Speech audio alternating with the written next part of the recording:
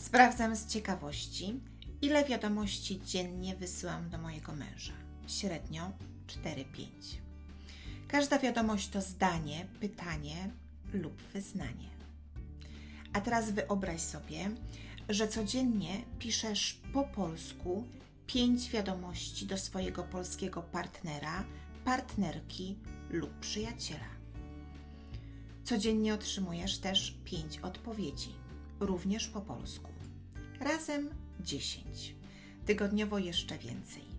Dzisiaj chciałabym Ci pokazać, jak z fajnej czynności można zrobić bardzo praktyczne ćwiczenie. Zapraszam.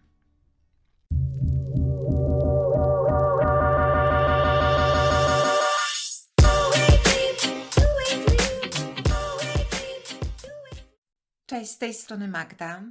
Dzisiaj chciałabym Ci pokazać, jak pisanie wiadomości może pomóc Ci w nauce języka polskiego. Najpierw ustawimy klawiaturę w języku polskim, potem dam Ci wzór kilku gotowych wiadomości lub fraz, które możesz wykorzystać, a na końcu pokażę Ci, jak parafrazować odpowiedzi. Zaczynamy. Jeśli jeszcze nie masz polskiej klawiatury w swoim telefonie, to teraz jest najlepszy czas, aby to nadrobić. Znajdź ustawienia w swoim telefonie i ustawienia ogólne. W ustawieniach ogólnych musisz odszukać klawiaturę, czyli keyboard. Potem musisz wejść w ustawienia klawiatury i dodać kolejną klawiaturę. W naszym przypadku będzie to oczywiście język polski. Jak widzisz, jest to banalnie proste. Nawet jeśli Twój telefon jest inny i pracuje w innym systemie, to na pewno poradzisz sobie z tym. Teraz, kiedy chcesz napisać wiadomość w języku polskim, zmieniasz język klawiatury na polski. Dzięki temu masz w wiadomościach polskie znaki, słownik podpowiada Ci cały wyraz, podpowiada Ci także poprawne końcówki, a nawet przypadki. No dobrze, skoro mamy już ustawiony słownik, to teraz pokażę Ci, jak napisać kilka przykładowych wiadomości. Zaczniemy od przywitania. Chyba najprostsze przywitanie to cześć. Możesz oczywiście dodać cześć kochanie lub cześć i tutaj postawić imię osoby, do której piszesz. Bardziej oficjalna forma to oczywiście dzień dobry, a bardziej młodzieżowa to siema lub hejka. Zaraz po przywitaniu możesz zapytać na przykład: jak się masz? Jak twój dzień? Co robisz? Lub co słychać? Po takim przywitaniu następuje główna część wiadomości i w następnej części pokażę Ci taką przykładową wiadomość. Natomiast jeśli zastanawiasz się, jak zakończyć wiadomość, to mam dla Ciebie tutaj kilka propozycji. Ja bardzo często kończę papa lub buziaki. Miłego dnia. Do zobaczenia. Do usłyszenia. Trzymaj się. Kocham Cię.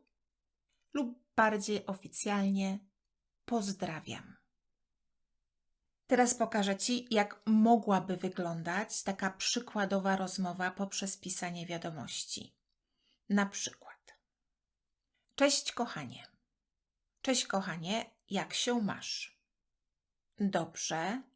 A Ty? Też dobrze. Co robisz? Pracuję. O której godzinie będziesz w domu? Za 2 godziny. Co robimy na obiad? Nie wiem. Na co masz ochotę? Pizza? Z serem, szynką i grzybami? Super. Do zobaczenia w domu. Papa. Hejka, gdzie jesteś? W sklepie. Chcesz coś? Czy możesz kupić wino i czekoladę? Nie ma problemu. Pa.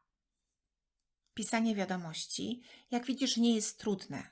i bardzo zachęcam Cię do tego ćwiczenia.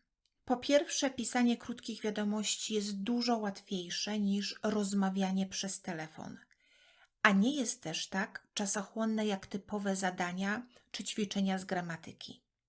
Poza tym ćwiczysz coś bardzo praktycznego, coś, co możesz wykorzystać na co dzień. Możesz uczyć się nowego słownictwa i od razu wykorzystywać je w praktyce.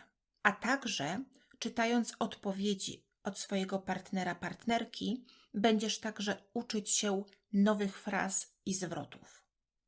Jeśli jesteś polskim partnerem, to możesz zamiast poprawiać wiadomość, wykorzystywać parafrazę. Jak to wygląda? Wyobraź sobie, że Twój partner pisze: zabukowałem stolik restauracja. Zamiast kopiować tę wiadomość i poprawiać błędy, możesz użyć parafrazy. Na przykład odpowiedzieć w ten sposób: cieszę się, że zarezerwowałeś stolik w restauracji.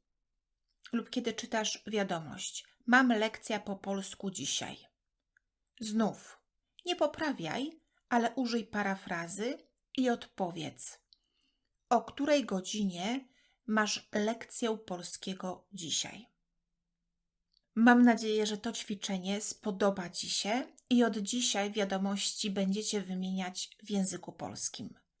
Jak zawsze w opisie tej lekcji znajdziesz link do dodatkowych materiałów. Dzisiaj mam dla Ciebie wzór właśnie napisania wiadomości. Jeśli podobają Ci się moje lekcje, to bardzo zachęcam Cię do zasubskrybowania mojego kanału. Dzięki temu będziesz dostawać powiadomienia o każdej kolejnej lekcji. Dzięki i do usłyszenia.